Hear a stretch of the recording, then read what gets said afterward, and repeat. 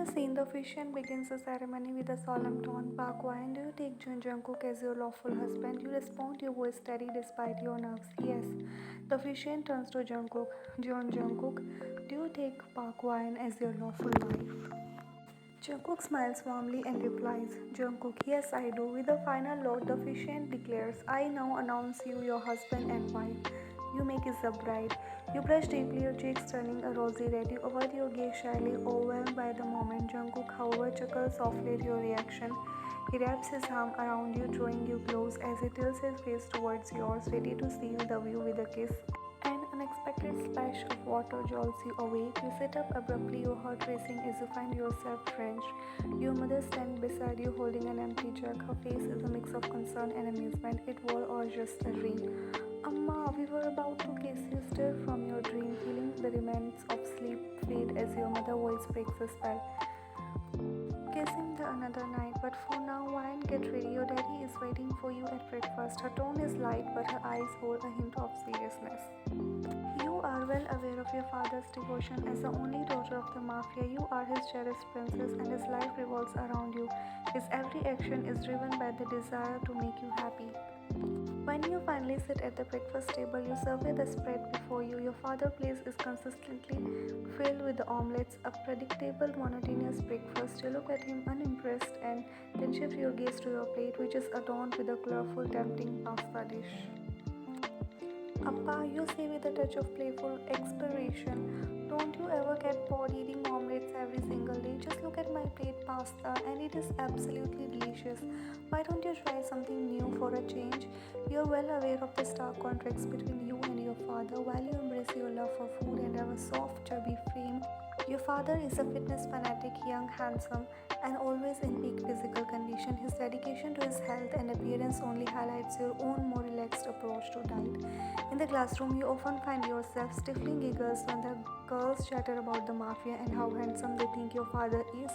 They are completely unaware that the charming 40-year-old man they are crushing on is actually your dad. You love the irony of their crush on him, especially considering you're the one they are likely sitting next to the class. Your identity as a mafia's daughter remains a well-guarded secret, adding an extra layer of amusement to your daily life as you navigate high school and the curious whisper about your mysterious family. Your father chuckles, pulling your chubby cheeks with a playful grin. It's because my baby loves food, and I love my abs, he says, making you smile widely. His admiration for your chubbiness is evident. He's the only person who sees it as a part of your charm. Your mother joins in with a hint of expiration but affection in her voice. It's because of you doesn't diet, always saying, Amma, Pa loves my cheeks. Your father shakes his head, his eyes softening with love. She doesn't need to diet. My baby is already so beautiful just the way she is. Wine, eat whatever you wish, baby. His unconditional support and adoration make you feel cherished and loved, reinforcing the special bond you share with him. You nod eagerly, grabbing another pancake from the stack. Your father, preparing to leave, start to remind you, okay, baby, I'm heading out, but remember, do not tell anyone about who I am. You cut him off a bit exasperated. I know, Appa, I've been going to school for years now. I'm tired of hearing it. I won't tell anyone. Don't worry. He smiles at your reassurance, leaning in to give you a quick, affectionate pat on the forehead. Good girl, he says warmly before heading out of the hall with your mother following closely behind. Your mother, looking concerned, voices her frustration. Why don't you understand? Wine's eating habits aren't good for her health. Even her dermatologist asked me to change her diet. Your father, already in a hurry and growing frustrated, cuts her off sharply. Then change the dermatologist. He isn't qualified to treat wine's acne. Your mother starts to protest, but he interrupts as if before she can finish. His irritation is clear, not just from the time crunch, but also from his strong belief that no one, not even his wife, has the right to dictate changes to his daughter's life. He is fiercely protective of you, and this issue hits a nerve. Your father's voice rises with a mix of frustration and concern. Wine is only 15. Don't put pressure on her about dieting at this young age. Your mother, still worried, responds, but her acne is getting worse. Haven't you seen her face? It's all because of her healthy food habits. Your father shakes his head, his irritation growing. It's not the food, it's the changes happening in her body. And don't worry about it. I have already called a certified doctor from America to help with her skin. I am running late. Goodbye. As he turned to leave, he adds sternly, and don't you dare to go inside and snatch food from her hands. Understand? Your mother, reluctantly accepting his decision, replies, "Yeah, bye." After he leaves, she walks back inside to find you eating with gusto, seemingly oblivious to the tension. She sighs, watching you enjoy your food as if you have never eaten before, feeling a mix of frustration and helplessness. Time skip. In the class, the atmosphere is light and lively as Jungkook and his friends chat and laugh together. The door swings open and you step in, catching everyone's attention. Noticing your arrival, Jungkook's friends start teasing him, remembering how they have been seen you glancing his way on the numerous occasions. Jimin, grinning mischievously, nudges Jungkook. Bro, she definitely has feelings for you. I can guarantee that. Jungkook, slightly embarrassed and trying to keep the situation light, responds with a dismissive wave of his hand. Shut up, Jimin. His attempt to downplay the teasing is evident, but his friend playful nudges and smirks. His friends have been teasing him about you for ages, often mentioning your name in their jokes. Despite their ongoing banter, neither you nor Jungkook have never spoken to each other.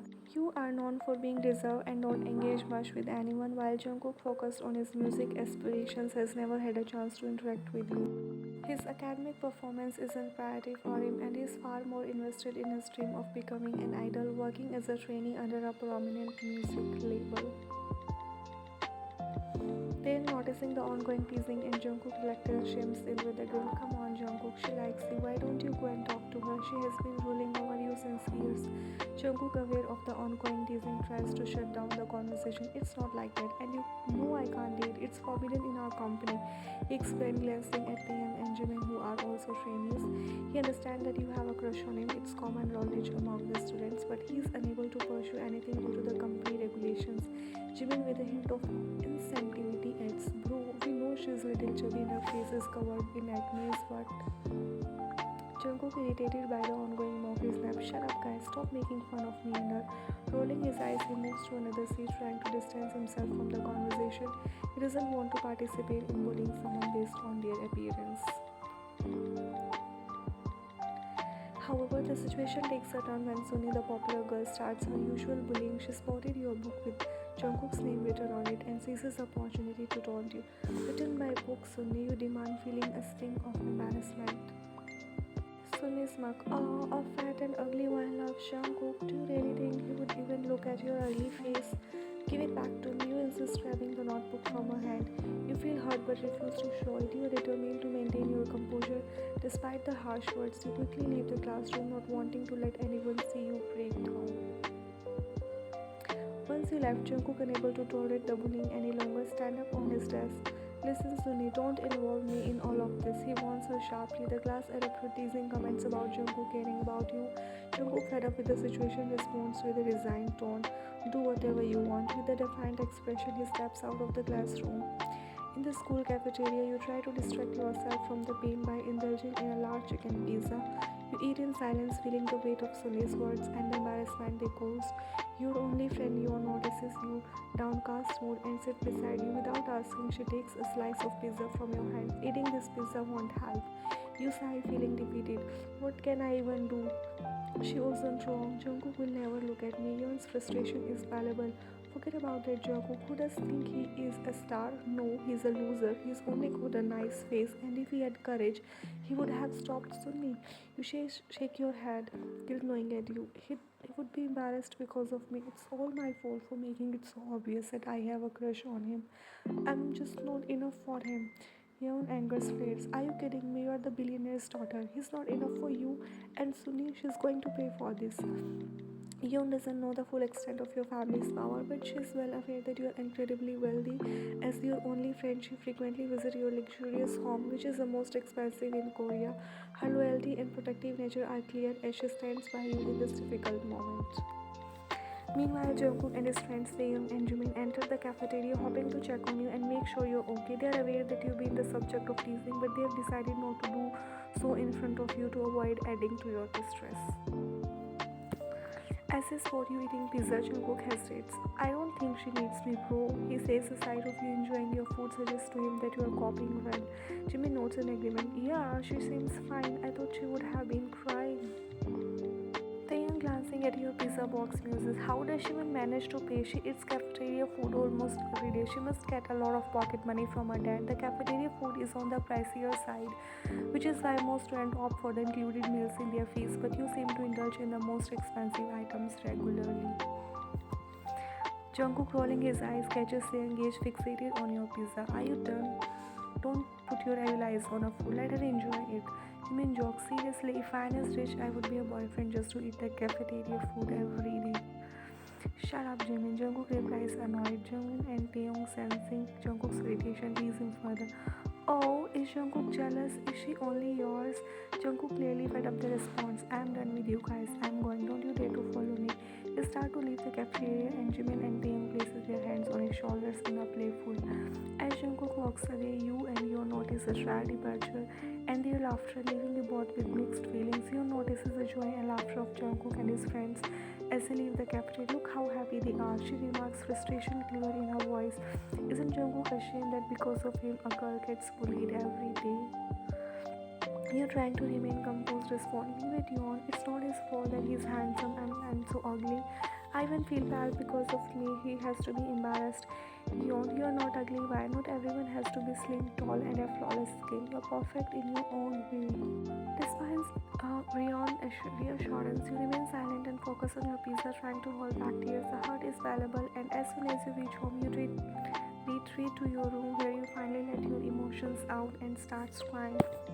Your mother, sensing that something is wrong, finds you in your room. Normally, you would head to the kitchen after school, but today you went straight to your room. Concerned, she rushes inside and wraps you in a comforting embrace. Why and why are you crying? What happened, baby? Through your tears, you ask, Amma, why am I so ugly? Why don't I look like you? Her heart is seeing you so upset. No, baby, you're not ugly. You said that. You sob. I'm ugly, Amma. I'm not as beautiful as you. Your mother holds you tightly, her voice gentle but firm. My baby has the genes of the world's most handsome man. Those girls who call you ugly, their mothers must be ruling over your daddy. You're beautiful just the way you are.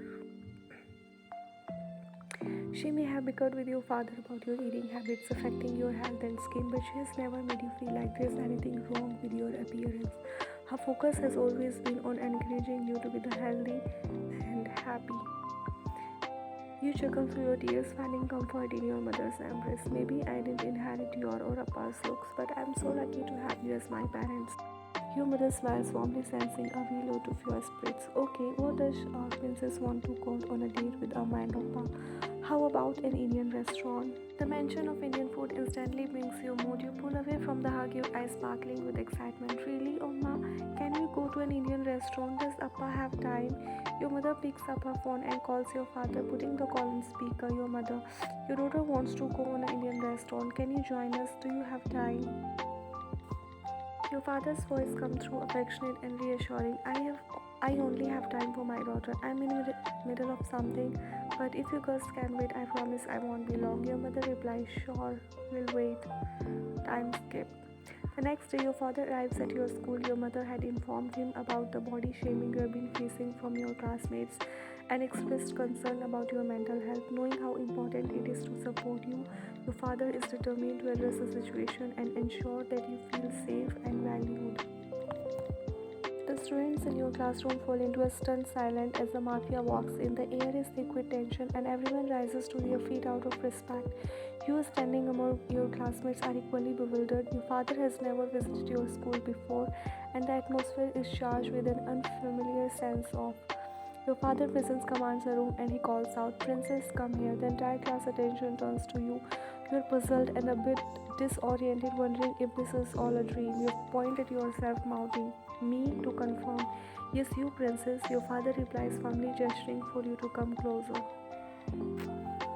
With a mixture of confusion and nervous excitement, you slowly approach and stand beside him. Your father places a protective hand on your shoulder and addresses the class with an air of pride. You heard it right. Park Hwan is Park Hin Kyun Shu's daughter. His declaration resonates through the room, and you, feeling the surge of emotion, hug your father tightly. The gesture makes you feel cherished and reassured, knowing that he has gone out of his way to reveal your identity to defend you from further bullying. The students look at each other, their faces reflecting shock and disbelief. The realization hits them.